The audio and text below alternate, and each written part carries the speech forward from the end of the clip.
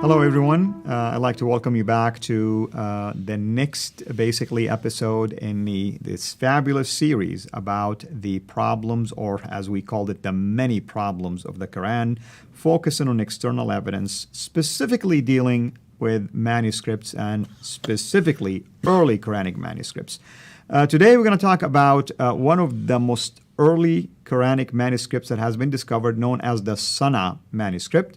And in there, there are a number of issues that began to emerge, and a number of scholars basically studied it. And my dear friend here, Dr. Jay Smith, is going to present to us some of those findings by these scholars and why it is important for our Muslim people to pay close attention to these issues. Welcome, dear Dr. Jay, and turn it over to you to tell us a little bit about this Sunnah manuscript. Maybe you can give us a little bit quick background about it. Absolutely, yeah. The Sunnah manuscript is the most recent manuscript that has been discovered.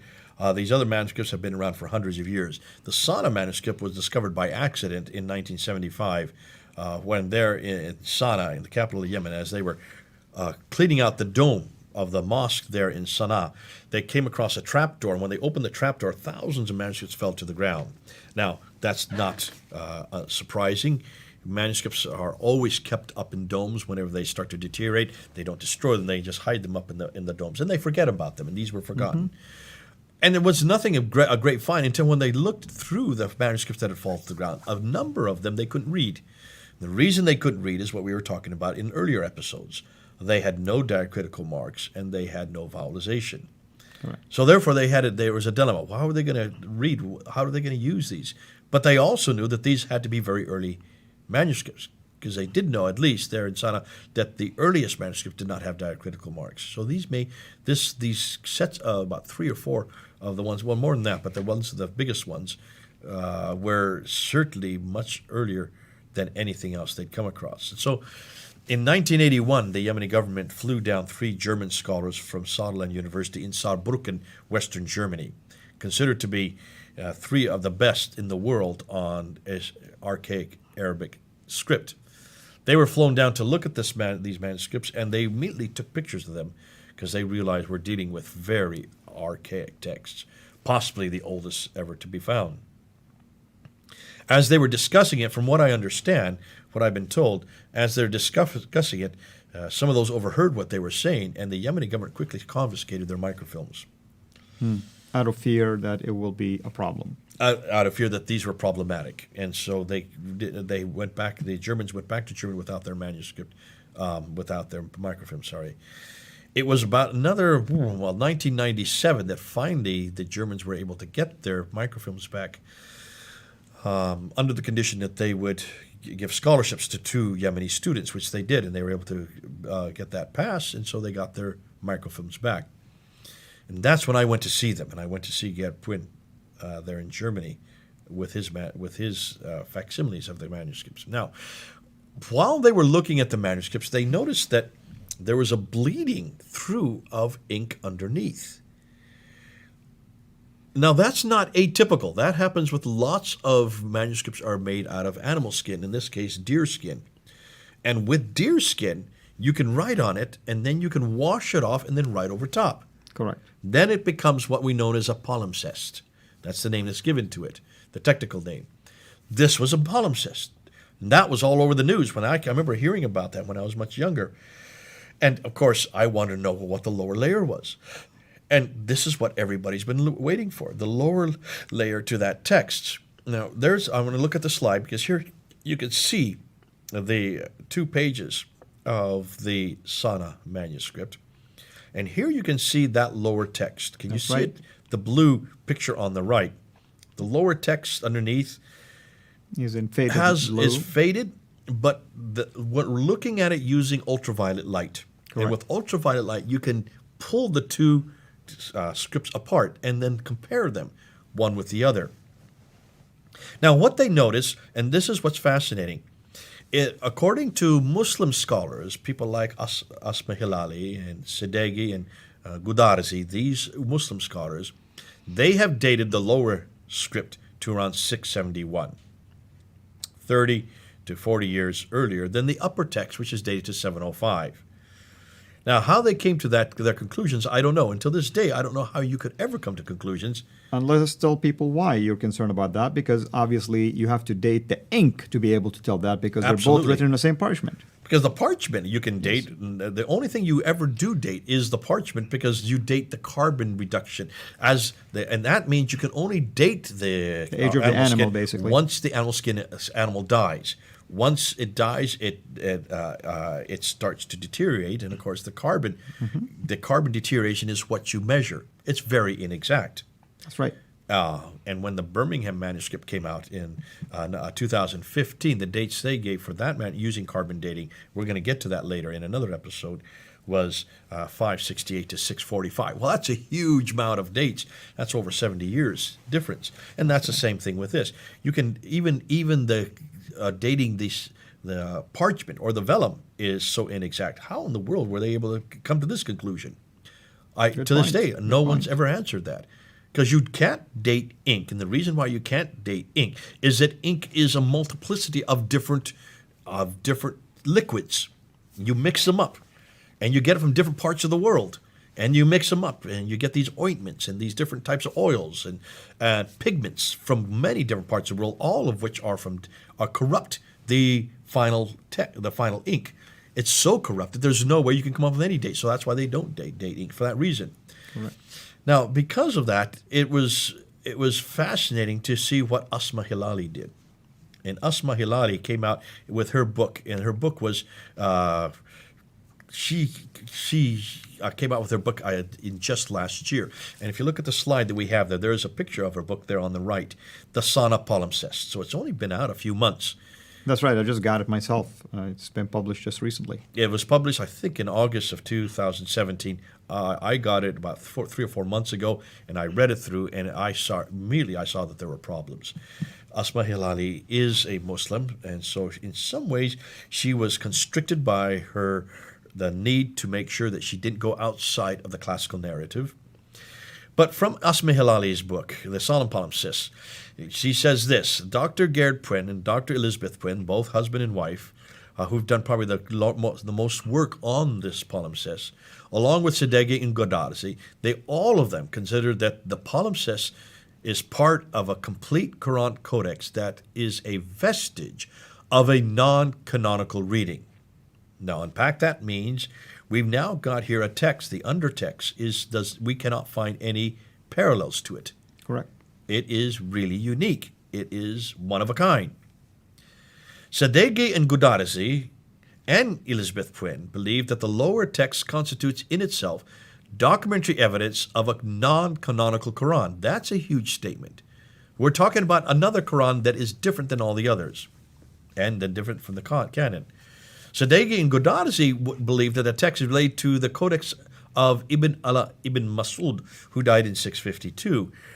They believe that the variants fit within the reports by early sources about the companion codices. This is the codex that we were talking about in an earlier episode. That's right. That comes from the Islamic tradition, from the Hadith and the Tafsir, which are much, much later. And he actually, according to tradition, argued with Uthman and didn't want to turn in his codex. Yes, right. That's right. And he said, when you were just a lad, I was already writing, talking about Zayd ibn Thabit. You were just a little lad when I was writing my material. That's right. So he was even comparing himself to Zayd ibn Thabit and was quite jealous. Then you have, so that's Sadeghi and Godarzi, that they say it's very similar to Ibn Mas'ud. Dr. Elizabeth Puyn disagrees with them. She believes it is not Uthmanic and not from Mas'ud's Codex, but suggests that, and listen to this, the lower text was in the process of being corrected and made more precisely canonical. She considers the two layers as stages in a process of canonization. It's a redaction process, basically. There you go. Basically what she's saying is you have one text that is being created and then raced off, and a new text is being put over time. You can see an evolution in the text within that one palimpsest. And I would tend to agree based on what I'm seeing so far, but obviously we still need to do more studies on that. And so what she says, she explains this by saying that the various categories of corrections were attempts to standardize the lower text. Hugely significant. Now, fascinating, you can see when you look at, here you have a Western scholar, a German scholar, who's had more chance to look at this, and the three Muslim scholars disagreeing on the most significant part. And that is, they all agree that it's not the Quran that we have today. They all agree that it doesn't follow any of the patterns that the later compilers. But the Western scholar says, wait a minute, it's worse than that. It is so different that it looks like it is the beginning of a process of canonization, of standardization that's going on. Therefore, if this theory stands as true theory, and I want to use academic, basically, language here, then every change we're going to see in later manuscripts indicate that this process was continuous. Okay. Now, what Hilali goes and she says this. These are her conclusions. Notice that every one of these conclusions fall within the classical narrative. She's been very careful to keep it within the Muslim classical narrative. What do I mean by that? This is what Muslims do accept today. Right. More when I'm saying scholarly Muslims, not the man in the street, not many of those Muslims who are watching us right now, but certainly the scholars of Islam, they accept, and she's kept it within that narrative. She says there are deviations, Elizabeth Quinn calls them, or variants, as Sadeghi calls them, in the lower text. She knows that. There are only 63 verses in that lower text. Within those 63 verses, they have found 70 variants. That means variants when compared to the 1924 text. That's right. Hilali believes that the lower text was a product of a reading circle. That's her conclusion. Now, explain a reading circle. And the reason why she mentioned this, because in chapter 9 of the Quran, as if you study really the Quran, you know that it doesn't have the Basmala in the name of Allah. She saw an instruction in there that says, do not read Basmala here, or write Basmala, basically. That's the whole idea. She took this to be an instructional or an educational kind of like a copy. But my question is, why would anyone write this instruction to somebody if they were teaching it to them? They would have taught them this, and that's it. That's it. You don't write it down. That's right. Unless if it was a prototype to use and make copies of. There you see. You can see then this is, and it is saying, I would say it's not a school text. This is a nascent text that was going to be then raised and written over top as they are now standardizing, trying to get to a standard text. Now, Hilali goes on and believes that the lower text, I said that, the upper or the later, the 705 text, she says, of the Psalms, contains variants as well, and we'll see these later. Therefore, both the lower and the upper texts were corrected significantly and do not agree with the Quran that we have today. That's correct. So already you can see this is highly problematic. Elizabeth Quinn is much more exciting. Her conclusions are this. And her conclusions fall outside of the classical narrative. That's why these Muslims do not want to accept hers. There's a bias here. There's an agenda. And they don't want to accept it because they don't dare, and they couldn't. And that's why, in some ways, Hilali is able to then quote Elizabeth Quinn without taking the flak herself. So Elizabeth Quinn says that the lower text is neither Uthmanic, nor is it from Ibn Masud's Codex. So she concludes that the lower text was in the process of being corrected and made more precisely canonical. Thus, the two layers were stages in the process of canonization. That's right. And I think both of us here agree with her on that. That's right. She suggests that the corrections predate the upper text and were so many that at some stage the corrector abandoned the corrections and the text was palimpsested. Now, to me, it's a no-brainer. If you look and you see two different texts, they don't agree with each other. This has even directions on how you're to read it. It suggests that there were so many corrections, they got tired of, it just became too difficult to work with, so they just washed it all off and then wrote it over on top with what they were getting to, what they were trying to get to. And whatever they got to in the second layer still doesn't match today's 1924 Here Quran. you go. And that's what's fascinating. That's correct. That's what's fascinating. And we need to look and we need to ask some questions. Now, just take a look at the graph there. You can take a look at the slide. There you can see on the left side, the lower text. We're only talking about 63 verses. And then the upper text. We're not talking about too many more, maybe about double the number of verses that exist in the upper text. So it's not the complete Quran. That's right. As we said earlier, this is only 26% of the Quran. And when we look and see the variants, you can see 63 verses with 70 variants in the lower text. Verbs and nouns are left out. Articles are different. Participles are different. Conjunctions are differences. There are preposition differences. Isolated letters, 29 times isolated letters, expression differences, expressions, and entire sentences. So let's just take a look at just a few of these. We don't have time to go through them all in depth, but here's Surah 2, Ayah 88. I'll do the left, and then you do the Tahireen text. So on the left, it says, our hearts are wrapped, but in fact, Allah has cursed them for their injustice. So little is it that they believe.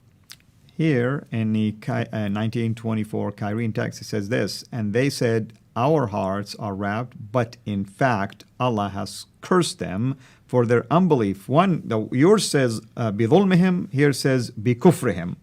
So little is it that they believe. Two completely different concepts for the same verse. That's right. In chapter 8, verse 74, and I'll just read the whole verse. I'll just say in one on the Sunnah, it's in the name of Allah, with their money and themselves, has been changed now today to say, they did jihad. Yeah, that's right. In the name of Allah. Wait a minute. And this is problematic, basically, because now you're talking about jihad now, and struggle, and many other things.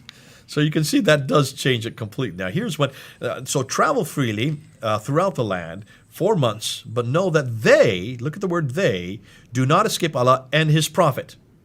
Okay? And His Prophet in the Sunnah. Now look in the Kyrene text. Just you cannot escape Allah. You cannot escape Allah. And His Prophet has been taken out. So there you can see where they've actually reduced it. And I'm going to tell you why this is important, by the way.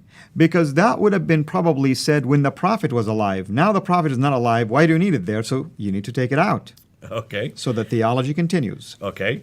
Here you have chapter 9, verse 9. They have exchanged the sign of Allah and their oath for a small price and averted from the way of Allah. Now that it is taken out. Take a look at what they've done.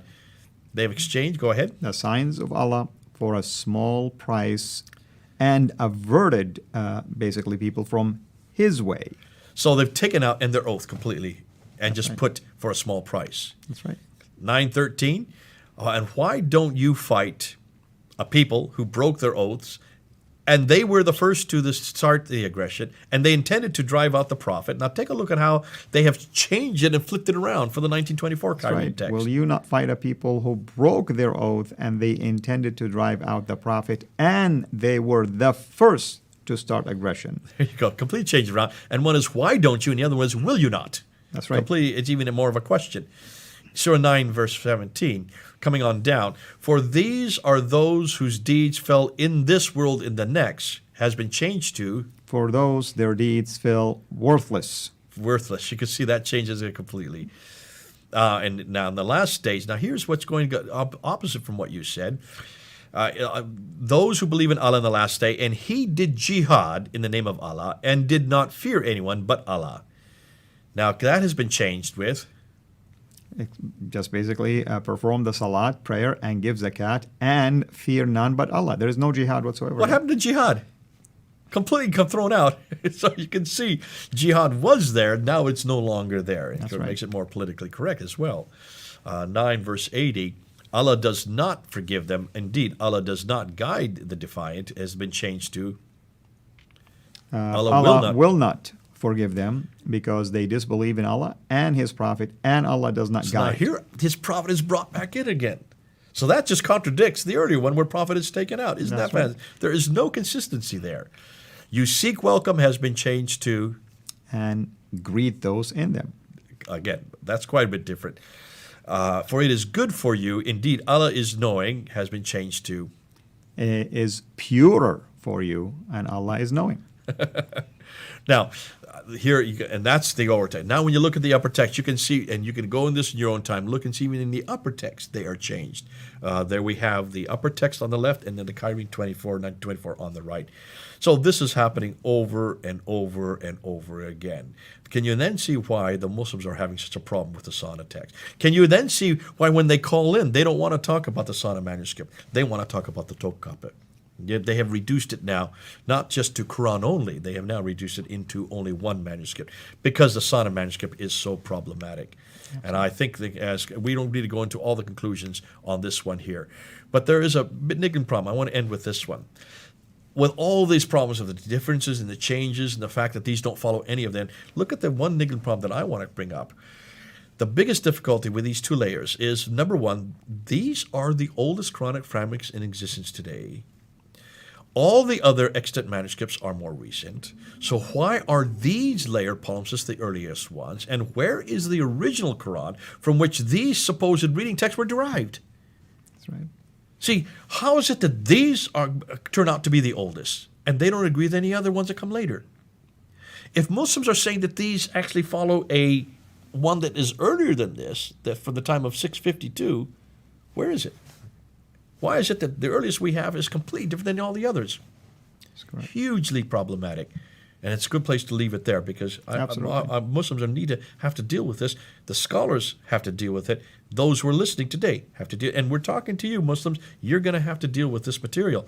This is nothing that I would want to defend. I'm so glad we don't have these problems with the Bible. Amen. So, brother, thank you so much. And next time we are going to talk about the carbon dating that you've heard Dr. J mention numerous times. And then we'll try to help you now to begin to understand at a deeper level why it is going to be a problem when it comes to the early Quranic manuscripts. Until we meet again, have a blessed day. Thanks for watching.